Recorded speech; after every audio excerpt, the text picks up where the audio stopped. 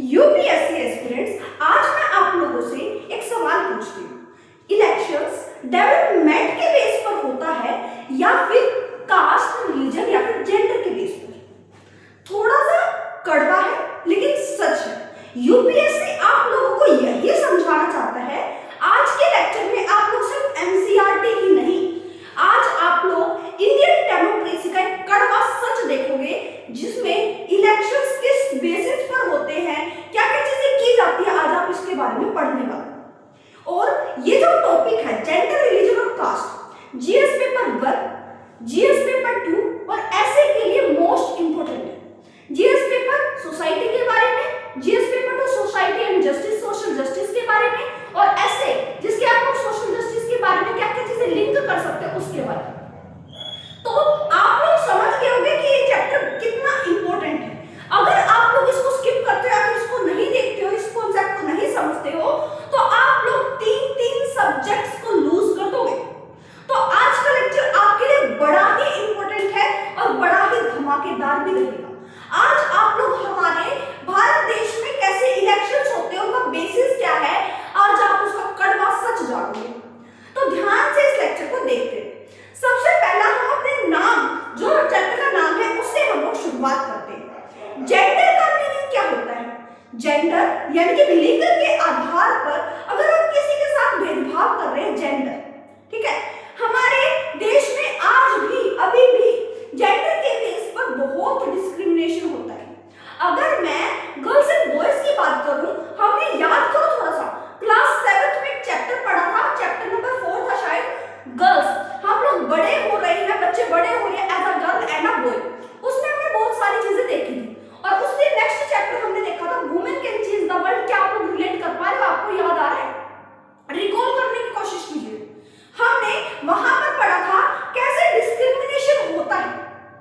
आज भी अगर हम वुमेन्स और मैन की बात करते हैं, वुमेन, अगर मैं आपसे बात करूं हाउस होल्ड के सारे काम कौन करता है, घर पे काम कौन करता है, तो आप लोग सही जवाब दोगे कि मम्मी करती है। पूरा दिन काम कौन करता है? मम्मा करती है घर पर। लेकिन बाहर काम कौन करता है? अगर उसी काम को करने के लिए पैसे मिले, बाहर जाकर काम करना हो, तो वो काम कौन करेगा? पेरेंट। कौन करेगा? मैन। कौन करेगा? मैन। आदि। अब हमारे यहाँ पर क्या होता है, अगर वुमेन घर का काम कर भी रही है, कपड़े धो रही है, बर्तन मांज रही है, खाना पका रही है, सब चीजें कर रही है, फिर भी वो क्या है, उनको पेड नहीं किया जाता, उनको पैसे नहीं दिए जाते उस काम के लिए। उनको वो रिस्पॉन्सिबिलिटी दे दी जाती है, भाई ये तुम्हारी जिम्मेदारी है, तुम्हें ही संभालना है। और इसमें कोई रिस्पेक्ट नहीं होती। घर का काम करने में बहुत सारे लोग क्या समझते हैं, घर का काम ही तो कर रही है।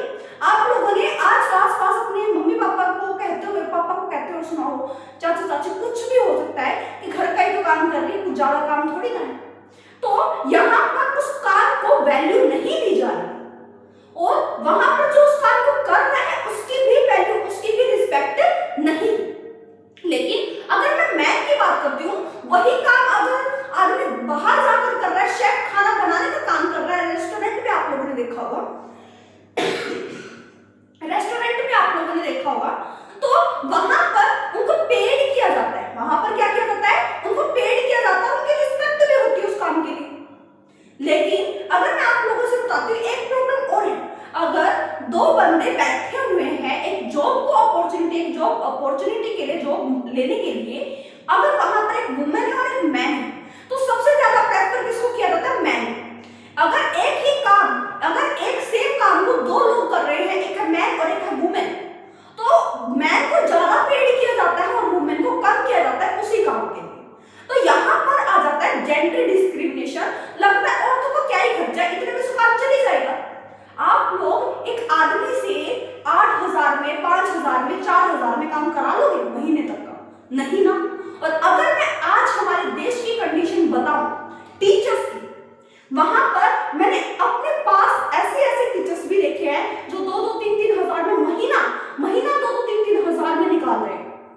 क्या इतना अंडरपेड, इतना ज्यादा डिस्क्रिमिनेशन जो जेंडर के बेस पर देखा जाता है।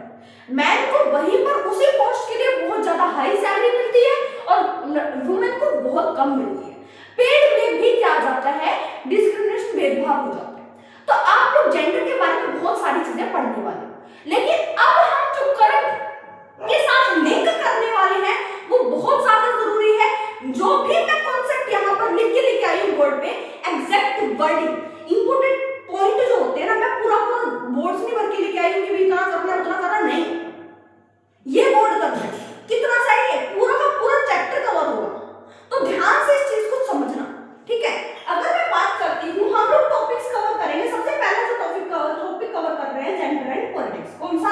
Gender and politics. Gender and politics पे मैं एक बात और बताती हूँ आप लोगों को। वुमेन्स के लिए अभी के अभी जो लोकल गवर्नमेंट में 1/3 सीट रिजर्व कर दी गई, 33% पार्लियामेंट में भी रिजर्व कर दी गई। अभी पार्लियामेंट में ही बहस हुई थी इसके बारे में 2023 में। तो ये सारी चीजें आप लोग पढ़ोगे। वुमेन्स अभी भी, अगर मैं आपको बोलूं एक अच्छा पॉलिटिकल लीडर है, तो आपके मन में क्या किसका सवाल आता है भाई? कि कौन आता है दिमाग में? मैन आता है ना, ये था वो था ये था। आज हमारे देश की पहली प्रधानमंत्री जो हमारे जो वुमेन फर्स्ट प्रेसिडेंट और first prime minister of India था, इंडिया थी, वो कौन थी? इंदिरा गांधी। और उसको बेस्ट लीडर माना गया। लेकिन आज भी अगर हम बेस्ट लीडर की बात करते हैं, पॉलिटिकल लीडर की बात करते हैं, तो आपके मन में ज्यादातर किसकी छवि आ रही है? मैन की। किसकी छवि आ रही है? मैन की। अगर मैं किसी फार्मर की बात कर रही हूँ, आपको किसी लेडीज का नजर नहीं आएगा चेहरा। किसका नजर आएगा? मैन। तो यहाँ पर बहुत सारी चीजें हैं जो आप लोग को देखने को मिलेगी। क्या क्या चीजें? ध्यान से कोर कॉन्सेप्ट। अगर मैं पूरे कॉन्सेप्ट की बात करूं तो वो है जेंडर, जो कि सोशल रोल है जो सोसाइटी ने बना दिया है। सोसाइटी ने ये हमारा यहाँ पर बायोलॉजिकल डिफरेंस नहीं है, ये हमारे पास बायोलॉजिकल डिस्क्रिमिनेशन नहीं हो रहा है, सोशल डिस्क्रिमिनेशन हो रहा है। हमारे समाज ने तय कर दिया, लिमिट तय कर दी है कि आपको इतना काम करना है, इसको ये करना है, उसको वो करना है। ये हमारे समाज ने, सोसाइटी ने डिसाइड कर दिया। लड़कियों को, छोटे छोटे बच्चे जो होते हैं, अगर एक लड़का है एक लड़की है, लड़के को कार दिलाई जाती है, ट्रेन दिलाई जाती है, हेलीकॉप्टर दिलाया जाता है, लेकिन लड़के को क्या दिलाई जाता है? डोर, कि उसको घर गृहस्थी संभालनी है। तो यहाँ पर देखो जेंडर के बेस पर जो डिस्क्रिमिनेशन हुआ, जो स्टीरियोटाइप, जो रूढ़िबद्ध धारणाएं है, पूर्वग्रह है, वो कहां से आई? सोसाइटी ने पैदा कर दी, समाज ने पैदा कर दी, और वो लकीर भी पैदा कर दी कि यहाँ से। अब अगर कोई लड़कियां पैंट शर्ट पहनकर, कोट पहनकर अपने ऑफिस जा रही है, ये कर रही है, तो गांव की आंटी ऐसे देखेंगे, पता नहीं क्या पहन के चली गई। समझ रहे हो इस चीज को? अगर आज मैं यहाँ पर, मैं अधिकतर पैंट शर्ट या फिर ये सब चीजें वियर करते हैं, तो अगर आप लोग वहां से गुजर जाओ तो बोले पता नहीं क्या कपड़े पहनती है, सूट सलवार नहीं पहना जाता। तो यहाँ पर क्या क्या चीजें आ रही है? हमारी सोसाइटी का जो माइंड चल रहा है, दिमाग चल रहा है कुछ गलत ही डायरेक्शन। तो ये सारी चीजें कहां से आई? सोसाइटी डिस्क्रिमिनेशन है भाई, पूर्वग्रह, जो रूढ़िबद्ध धारणाएं बन चुकी है। अब अगर मैं आप लोगों को बात करती हूँ sexual division of labour, sexual division of labour यानी कि सेक्स के आधार पर, गर्ल है या चाइल्ड है, उसके आधार पर काम का बंटवारा कर दिया गया। इसको तो यही करना है, घर का ही काम करना है, बाहर जाके नहीं कर सकते। और हम ये बातें सुन सुन के लड़कियां जो होती है डिमोटिवेट हो जाती है, उनको लगता है हाँ सच में हम ये काम नहीं कर सकते, हम सिर्फ घर के काम करने के लिए बने। लेकिन आपको नहीं पता है कि हमारे अंदर इतनी शक्तियां हैं, अगर हम लोग चाहें तो बहुत कुछ कर सकते हैं, लेकिन समाज करने नहीं देता। हमारे दिमाग में वो चीजें, बातें डाल दी गई हैं। तो इन सब चीजों से दूर रहें। अगर मैं आपसे बात करती हूँ, वुमेन जो होती है, जो काम करती है, उसको अनपेड होता है, उसको कोई पैसा नहीं मिलता। लेकिन अगर मैं मैन की बात करती हूँ, वो पब्लिक वर्क कर रहे हैं, उसको पेड किया जाता है, उस काम के लिए पैसे दिए जाते हैं। क्या इतनी बातें क्लियर हुई? अगर इतनी बातें क्लियर हो गई हैं, तो की इशू को क्या क्या चीजें आती है, क्या क्या इश्यूज, क्या क्या प्रॉब्लम्स आती है? Veg gap. क्या आता है? Veg gap. मैंने अभी जॉब के बारे में बताया, टीचिंग जॉब के बारे में बता रही थी मैं आपको। अगर वहीं पर एक सेकंड भाई, एक सेकंड, हाँ जी, अगर वहीं पर मैन एक काम तो कर रहा है, दूसरी वुमेन भी सेम काम तो कर रही है, तो मैन को, आदमी को ज्यादा वेज, ज्यादा पैसे दिए जाएंगे और वुमेन को कम दिए जाएंगे उसी काम के लिए, उसी पोस्ट के लिए। तो यहाँ पर क्या आ गया? वेज गैप आ गया। क्या आ गया? वेज गैप आ गया। किसकी वजह से? जेंडर की वजह से। किसकी वजह से? जेंडर की वजह से। लो पार्टिसिपेशन, औरतों के मुकाबले, मर्दों के मुकाबले औरतों का जो पार्टिसिपेशन है वो बहुत कम है। वो क्या है? बहुत कम है। ये भी बड़ा इशू है। अगर हम पार्लियामेंट में देखें, कितनी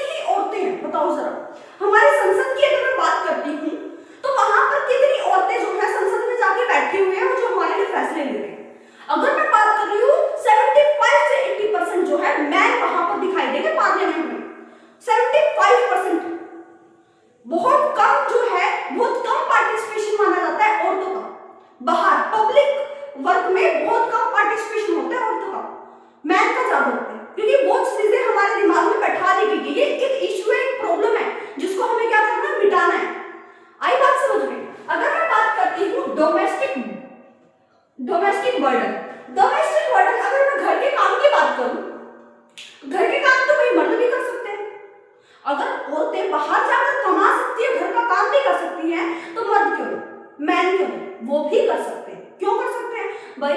अगर वुमेन गई बाहर कमाने के लिए, मैन भी गए, सेम टाइम पर घर पर आए हैं भाई, अपने जो लड़का होगा जो कमाने गया उसके लिए भाई हाँ आज अभी बहुत थक के आए, ये करके आए, वो करके आए, लेकिन जब वो लड़की आती है घर पे काम करके थक के बाहर से, तो क्या बोला जाता है भाई खाना पका ले, सब्जी काट ली, खाना तो पका। आते हुए टाइम ये नहीं कि मैं रेस्ट देंगे कुछ, तो यहाँ पर जो डोमेस्टिक बर्डन है वो उन पर ज्यादा है।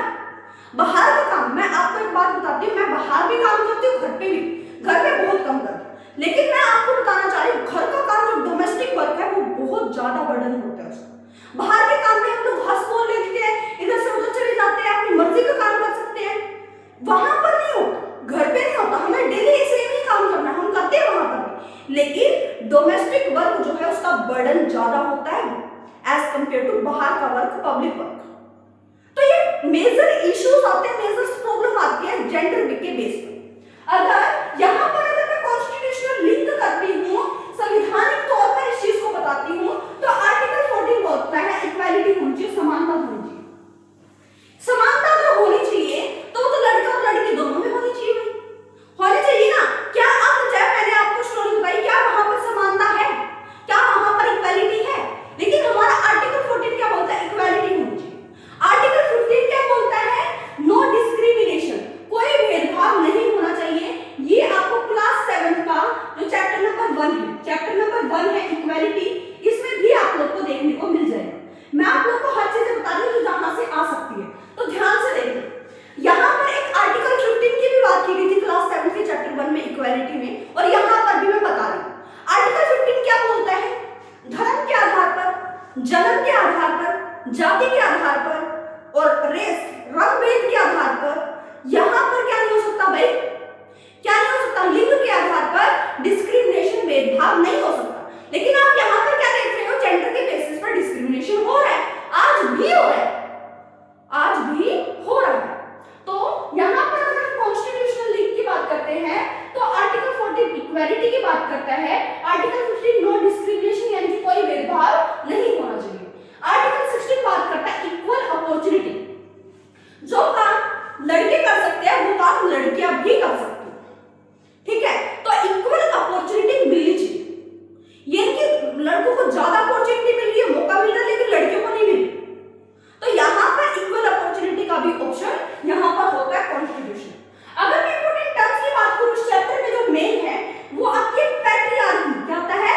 पैट्रियार्की। पैट्रियार्की होता है मेल डोमिनेंस सिस्टम। इसका मतलब क्या है? मेल डोमिनेंस सिस्टम का मतलब है घर पे जो मैन की चलेगी, बाहर भी मैन की चलेगी, आदमी की चलेगी, लेकिन औरतों की नहीं चलेगी। औरतों को जो काम देंगे वो करेंगे। पैट्रियार्की का मतलब होता है मेल डोमिनेट कर रहे हैं भाई सोसाइटी में। पार्टिसिपेशन किसका कर रहा है? मैन का। बाहर काम कौन कर रहा है? मैन। ज्यादा पे किसके लिए किया जा रहा है? मैन या वुमेन? मैन के। तो यहाँ पर पैट्रियार्की चल रहा है, मेल डोमिनेंस सिस्टम चल रहा है। अगर मैं बात करूं फेमिनिस्ट मूवमेंट, जो कि बोलता है इक्वालिटी डिमांड, फेमिनिस्ट मूवमेंट जो आंदोलन चलाया गया उसमें बोला गई, उसमें बताया गया, बोला गया, डिमांड की गई कि समानता होनी चाहिए, समानता की डिमांड, समानता की मांग की गई। क्या इतनी बात क्लियर हुई? तो अभी मैं आप लोगों को एक मेंस क्वेश्चन भी दिखाने वाली हूं, ध्यान से इस लेक्चर को सुनते हुए चले, बोर बिल्कुल ना हो। ये चैप्टर आपके 3 सब्जेक्ट्स लूज कर देगा अगर आप लोग इसको स्किप कर रहे हो तो ध्यान से पेशेंस के साथ बैठे रहना। यूपीएससी एस्पिरेंट्स में सबसे बड़ा जो चीज होनी चाहिए ना वो है पेशेंस। क्या होना चाहिए? पेशेंस। अगर आपके अंदर पेशेंस नहीं है, धैर्य नहीं है, तो आप किसी काम को नहीं कर पाओगे। तो पेशेंस के साथ बने। अगर मैं बात करती हूँ करंट अफेयर से, अगर हम लोग लिंक करें तो नारी शक्ति वंदन अधिनियम चला था भाई। नारी शक्ति वंदन अधिनियम 2023 में चला था भाई, और उसमें बोला गया कि 33% रिजर्वेशन होगा किनके लिए? वुमेन्स के लिए, यानी कि औरतों के लिए इन पार्लियामेंट, संसद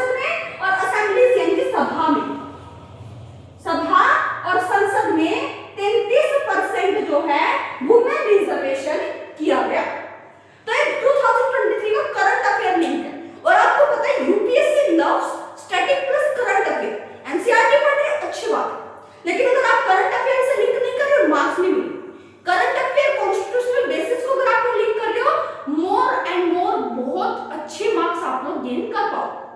क्लियर हो? अब जो आप लोग देख रहे होगे, मैंने आपको मेंस आंसर राइटिंग का एक तरीका बता दिया। आप लोग को कॉन्सेप्ट जेंडर क्या चीज है, किस बेसिस पर है, आप लोग इंट्रोडक्शन दे सकते हैं। उसके बाद आप लोग कुछ इश्यूज बता सकते हो, प्रॉब्लम्स बता सकते हैं, कॉन्स्टिट्यूशनल संविधान की बात कर सकते हो, कुछ इंपॉर्टेंट टर्म्स होंगे उसकी बात कर सकते हो, करंट अफेयर्स को लिंक कर सकते हो। इसी तरह से आप लोग एक स्ट्रॉन्ग कंक्लूजन पर जा सकते हो और इससे आपका मेंस आंसर राइटिंग अच्छे से बनेगा। और आपको मैं एक क्वेश्चन दे रही हूं जो आप लोग घर से करोगे, कॉपी में लिखोगे, नोटबुक में लिखोगे, 250 नहीं 300 वर्ड्स आपको इसमें लिखने हैं। 250 से चलो 250 वर्ड्स ही 250 वर्ड्स आपको इस टॉपिक पर लिखने हैं। और ये टॉपिक है क्या, जो हमने नारी शक्ति अधिनियम जो सरकार ने चलाया, will it bring real empowerment, क्या ये सशक्त हो रहा है, सशक्तिकरण हो रहा है, रियल एम्पावरमेंट, सिंबॉलिक चेंज आ रहा है, तो इसके बारे में आप लोगों को लिखना है। तो ये मैंने आपको बता दिया कैसे आप लोग मेंस आंसर राइटिंग करोगे। और अभी के अभी कमेंट सेक्शन में जवाब दोगे यस मैम हमसे हो गया, क्लियर है। और मैं चाहूंगी कि आप लोग पॉज कर दें यहां पर, क्योंकि यही टॉपिक है, क्वेश्चन भी मैंने यहीं से दिया है। पॉज करें, आंसर लिखिए, अच्छे से बॉडी बनाए उसकी, अच्छे से इंट्रो करके लास्ट कंक्लूजन पर छोड़े। एक अच्छा सा कंक्लूजन होना चाहिए कि जेंडर जो है वो सोसाइटी का के लिए डिस्क्रिमिनेशन है, ऑल ओवर वर्ल्ड में जेंडर डिस्क्रिमिनेशन लगभग चलता है, क्लियर। यहाँ पर अब गवर्नमेंट स्कीम्स की अगर मैं बात करती हूँ तो यहाँ पर आया बेटी बचाओ बेटी पढ़ाओ। 2014 में हमारे जो पीएम बने वो कौन थे, नरेंद्र मोदी, और जो अभी तक करंट में है। अब जो हमारे पीएम है उन्होंने क्या योजना चलाई थी, सरकार ने क्या योजना चलाई, बेटी बचाओ बेटी पढ़ाओ, बेटी को एम्पावर करो, सशक्त करो, क्लियर हुआ।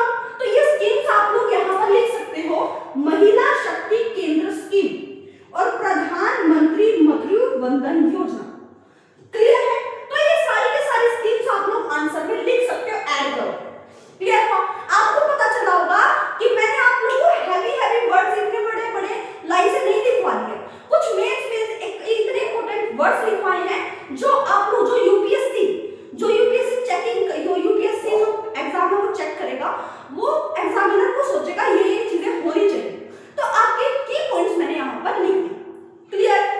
आप बिल्कुल आसानी से अब हम चलते हैं सेकंड पार्ट पर। जेंडर आप लोगों ने देख लिया किस बेसिस पर है, और जेंडर के बेसिस पर कास्ट वो नहीं होता, इलेक्शन नहीं होते। अब मैं दिखाती हूँ आपको रिलीजन के बेस पर।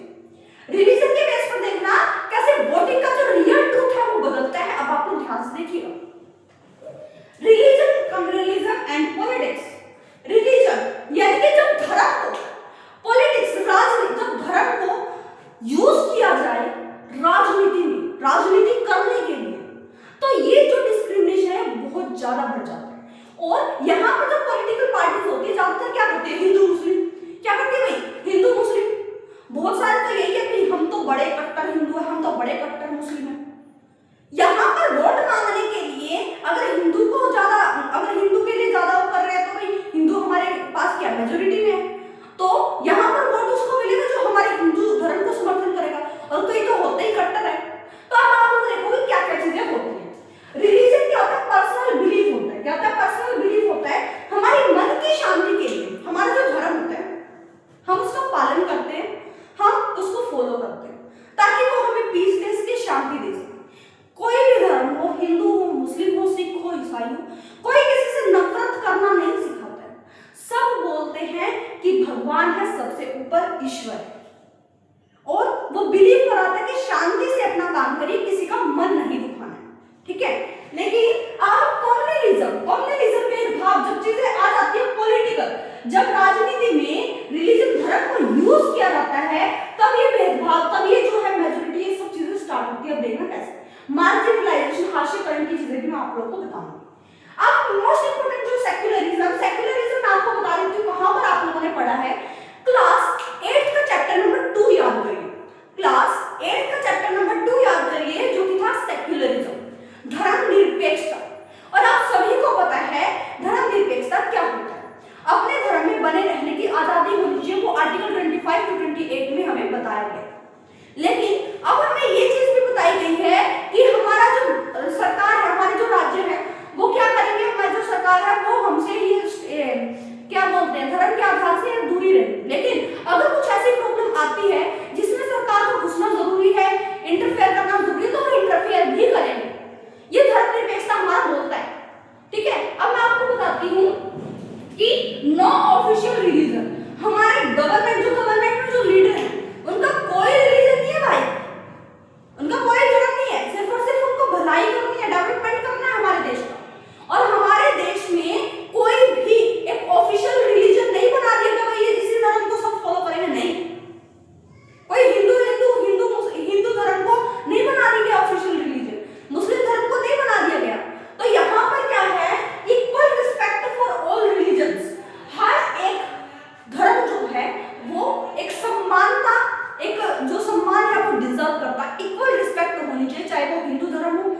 वो मुस्लिम धर्म हो, सिख धर्म हो, ईसाई धर्म। क्लियर हुआ? अब हम चलते हैं स्टेट कैन इंटरफेयर या फिर इन टर्म फॉर रिफॉर्म्स, कुछ बदलाव करने के लिए, लोगों को लड़ाई झगड़ा रोकने के लिए सरकार जो हमारी जो गवर्नमेंट है वो बीच में इंटरफेयर कर सकती है, कुछ रिफॉर्म्स लाने के लिए, कुछ चेंजेस लाने के लिए, ताकि हमारे देश का भला हो, हमारे देश की जनता आराम से रह सके। अब अगर मैं कॉन्स्टिट्यूशनल आर्टिकल्स की बात करती हूँ, आर्टिकल 25 to 28 में फ्रीडम ऑफ रिलीजन, हमारे धर्म में बने रहने की क्या है, फ्रीडम है, आजादी है, और वो किस में बात की जाती है, आर्टिकल 25 to 28। जब हम रिलीजन की बात कर रहे हैं तो हमें आर्टिकल्स का भी जिक्र करना पड़ेगा। जब आप मेंस आंसर राइटिंग करते हो तो आर्टिकल्स का लिखना बहुत जरूरी। अब यहाँ पर क्या है, आर्टिकल 15 जो कि बोलता है नो डिस्क्रिमिनेशन। अब आर्टिकल डिस्क्रिमिनेशन में क्या बोलता है, रिलीजन के बेसिस पर किसी के साथ क्या नहीं हुआ, डिस्क्रिमिनेशन नहीं हुआ, तो वो किस पर आता है, आर्टिकल 15 में। किस पर आता है, आर्टिकल 15 में। अब एक मार्कोनी थे जो कि उन्होंने क्या बोला था कि जो धर्म है ना वो एक अफीम है, अफीम। अगर हम उसको सूंघ भी लेंगे ना तो भी हमें ऐसी चीजें आ जाएंगी, हम किसी को मार दे काट दे लेकिन हमारा धर्म सबसे ऊपर है। ये सब चीजें आप लोग लिख सकते हो, इसमें मैंने पहले क्लास 8 के चैप्टर में भी बताई थी, आप लोग जाके देख सकते हो, प्लेलिस्ट बनी हुई है चैनल पर, जाओगे क्लास 6, 7, 8, 9, 10 सभी की बनी हुई है, तो आप लोग आराम से देख सकते हैं। और दोनों मीडियम्स के लिए, हिंदी लैंग्वेज के भी और इंग्लिश के लिए। क्लियर? हिंदी यूपीएससी एस्पिरेंट्स हो या फिर इंग्लिश यूपीएससी एस्पिरेंट्स हो, दोनों के लिए। तो अब यहाँ पर क्या है, कुछ करंट अफेयर्स अगर मैं लिंक करूं, यूनिफॉर्म सिविल कोड जो चला रिलीजन को भाई अच्छे से डिस्क्रिमिनेशन ना हो, उनके ऊपर कुछ ना हो, हेट स्पीच आप लोगों ने देखा होगा मीडिया में जो है हमारे अनिल आचार्य जी या फिर बहुत सारे जो हैं जो पंडित जी हैं वो अपने धर्मों का क्या करते हैं, संचार करते हैं, प्रचार करते हैं, करना चाहिए, अच्छी बात। लेकिन किसी दूसरे धर्म के लिए हेट स्पीच देना, बुरा बोलना, वो नहीं होना चाहिए। उसके बाद आता है रिलीजियस कन्वर्सेशन। रिलीजियस कन्वर्जन का मीनिंग क्या है कि धर्म को, एक धर्म से दूसरे धर्म में इंसान बदल गया। अगर मैं बात बताती हूँ, अब तो इंटरकास्ट मैरिजेस भी होती है, एक कास्ट से दूसरे कास्ट में क्यों ही मैरिजेस होती है। रिलीजियंस इंटर रिलीजियस मैरिजेस भी होती है, जिसे कोई एक जो बंदा दूसरे धर्म को क्या कर लेगा, अपना लेगा। क्लियर है इन सब चीजें? तो ये करंट अफेयर्स के लिंक आप लोग को देखने को मिलेंगे, लेकिन इसका नेगेटिव इम्पैक्ट तो पड़ता है जो वोट बैंक के लिए पॉलिटिक्स का, इसका धर्म का इस्तेमाल किया जाता है। कई बार आप लोगों ने पॉलिटिकल लीडर्स को देखा होगा, हिंदू की बात कर रहे हैं, मुस्लिम की बात कर रहे हैं। क्यों कर रहे हो भाई? क्योंकि उनको पता है अगर मेजॉरिटी में जनता हिंदू के लिए है तो वो हिंदू के लिए ये सब चीजें बोलेगी ताकि वोट उनको सबसे ज्यादा मिले। क्लियर है? जब कभी रिलीजन जो है पॉलिटिक्स में आ जाए, सत्ता में आ जाए, राजनीति पकड़ ले, तो ये हमारा नेगेटिव इंपैक्ट माना जाता है, ये बात आप लोग याद रखना। क्लियर है? उसके बाद अगर मैं बात करूं डिवीजन, और ये क्या कर देता है, डिवीजन कर देता है, मेजॉरिटी माइनॉरिटी इसमें डिवीजन कर देता है कि बहुसंख्यक लोग जो वो हिंदू हैं, अल्पसंख्यक जो लोग हैं वो मुस्लिम हैं। तो यहाँ पर डिवीजन हो गया, क्या हो गया, डिवीजन हो गया। तो ये हमारा भेदभाव का कारण बनता है जब इसमें राजनीति घुस जाए, रिलीजन जो है वो एक इस्तेमाल किया जाए उसको पॉलिटिक्स में, राजनीति में। क्लियर हुआ? अब हम बात करते हैं माइक्रो कंक्लूजन। अगर मैं छोटे कंक्लूजन पर चलूं आपके, religious should guide ethics. Religion, धर्म हमें सिखाता है अच्छे से रहना, सबके साथ प्यार से रहना, लेकिन उसको क्या कर दिया जाता है, नॉट डिवाइड पॉलिटिक्स। उसको हमें सत्ता में नहीं लेके आना चाहिए वोट के लिए। एक रिलीजन को नहीं, धर्म को छेड़ना नहीं चाहिए जिससे वायलेंस पैदा हो, वायलेंस हो, एक धर्म गुस्से में आ जाए, नहीं, ऐसी चीजें नहीं करनी चाहिए। तो आप लोग को समझ आया होगा कि वोट का जो बेसिस होता है, अधिकतर पॉलिटिकल लीडर्स क्या करते हैं, वो वोट का लीडर जो है वो किस चीज को मान लेते हैं, वोट किसके बेसिस पर, रिलीजन के बेसिस पर। तो ये गलत है। ओके, अब अगर मैं बात करूं कास्ट एंड पॉलिटिक्स की, कास्ट में पॉलिटिक्स कैसे होती है, जाति में पॉलिटिक्स। अगर एक बच्चा किसी जाति में पैदा हो गया, मान के चलो कुम्हार एक जाति है, उसके वहां पैदा हो गया, तो उसके माथे पर लिख दिया जाता है भाई तू कुम्हार है, तुझे घड़े ही बनाने हैं, तेरी अपॉर्चुनिटी इतनी ही है, इतने मौके नहीं मिलेंगे। तो ये सारी चीजें किसके उस पर होगी, कास्ट के बेसिस पर। कास्ट के बेसिस पर हमारा काम तय हो गया, हमारा वर्क, हमारा जो कार्य है वो तय हो गया कि हमें ये करना है, हमें इस लिमिट तक रहना है। Caste, upper caste, lower caste, untouchability, ये सारी चीजें आप लोग यहाँ पर लिख सकते हैं, ठीक है।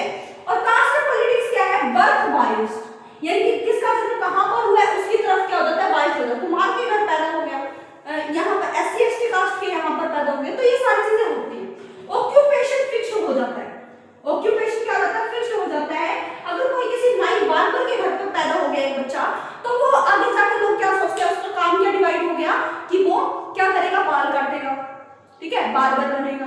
तो ये सारी चीजें ऑक्यूपेशन क्या होगा, कार्य क्या होगा, फिक्स हो गया। अनटचेबिलिटी, अगर कोई लोअर कास्ट से बिलोंग कर गया कि भी वो बच्चा लोअर कास्ट में पैदा हो गया, तो अनटचेबिलिटी आ जाएगी, हम नहीं छुएंगे इसको, ये तो अलग कास्ट से बिलोंग कर रहा है। क्यों कर रहा है भाई, भगवान ने तो पैदा किया है। तो यहाँ पर ये सारी चीजें जो है वो डिस्क्रिमिनेशन का कारण बनती है। उसके बाद मॉडर्न चांसेस, अर्बनाइजेशन आ गए, एजुकेशन, पढ़ाई लिखाई करने लगे, लीगल रिफॉर्म्स आने लगे, जिससे क्या हुआ, ये कास्ट बेस्ड जो थोड़ा कम हो गया, इस पे डिस्क्रिमिनेशन अब ज्यादा नहीं है, इतना बहुत जितना पहले था एज कंपेयर टू कम है, ठीक है। अगर मैं बात करती हूँ cast in politics, positive pay क्या है, रिप्रेजेंटेशन। जब हम एक एससी एसटी कास्ट को रिप्रेजेंट करते हैं तो वो मॉडर्न चांसेस हो गया। उसके बाद ये कास्ट इन पॉलिटिक्स पॉजिटिव क्या है, एम्पावरमेंट, एम्पावरमेंट होना, किसी को एम्पावर करना, सीट रिजर्व करना, उसके लिए अपॉर्चुनिटी खोल देना, तो ये सारी की सारी चीजें क्या है, पॉजिटिव। लेकिन नेगेटिव इंपैक्ट कब पड़ता है, जब वोट बैंक पॉलिटिक्स यानी कि वोट मांगी जाए, कास्ट के आधार पर, रिलीजन के आधार पर वोट मांगी जाए, तो वो क्या हो गया, नेगेटिव हो गया। क्या हो गया, नेगेटिव हो गया, नकारात्मक हो गया। क्लियर।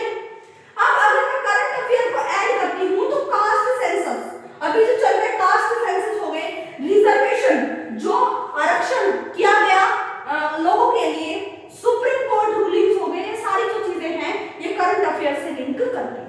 यहां पर आज आप लोगों ने देखा जेंडर के बेस पर कैसे डिस्क्रिमिनेशन होता है, किस बेसिस पर होता है, रिलीजन के बेसिस पर आप लोगों ने देखा, कास्ट के बेसिस पर आप लोगों ने देखा।